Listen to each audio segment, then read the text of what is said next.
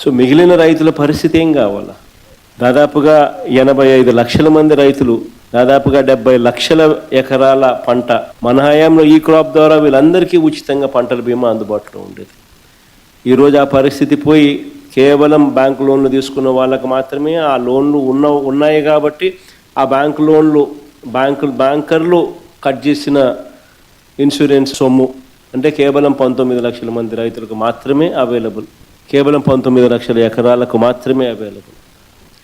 ఇలాంటి పరిస్థితుల్లో రైతు తీవ్రంగా నష్టపోయిన పరిస్థితిలో మనం రైతుకు తోడుగా నిలబడాల్సిన అవసరం ఉన్న పరిస్థితి.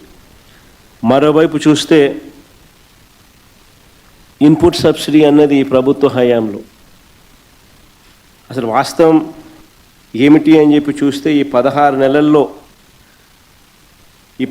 నెలలకు గాను అసలు ఎంత ఇన్పుట్ సబ్సిడీ ఈ ప్రభుత్వం ఇచ్చింది, ఎంతమంది రైతులకు ఇన్పుట్ సబ్సిడీ ఇచ్చింది అని చెప్పి ఒకసారి గమనిస్తే దాదాపుగా ఈ 16 నెలల్లో ఈ డీప్ డిప్రెషన్స్ కానీ సైక్లోన్స్ కానీ ఇలాంటివి రాష్ట్రంలో పంటలు నష్టపోయిన పరిస్థితులు దాదాపుగా 2024 నుంచి చూస్తే జూన్ నుంచి చూస్తే దాదాపు 16 సార్లు ఉత్పన్నమైనాయి.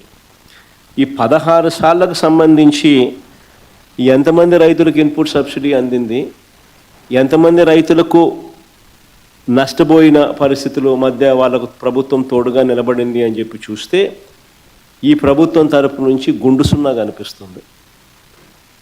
అంటే ఏ ఒక్క రైతుకు కూడా ఇన్పుట్ సబ్సిడీ అన్నది అందించని పరిస్థితిలో ఈ రాష్ట్ర ప్రభుత్వం కనిపిస్తూ ఉంది.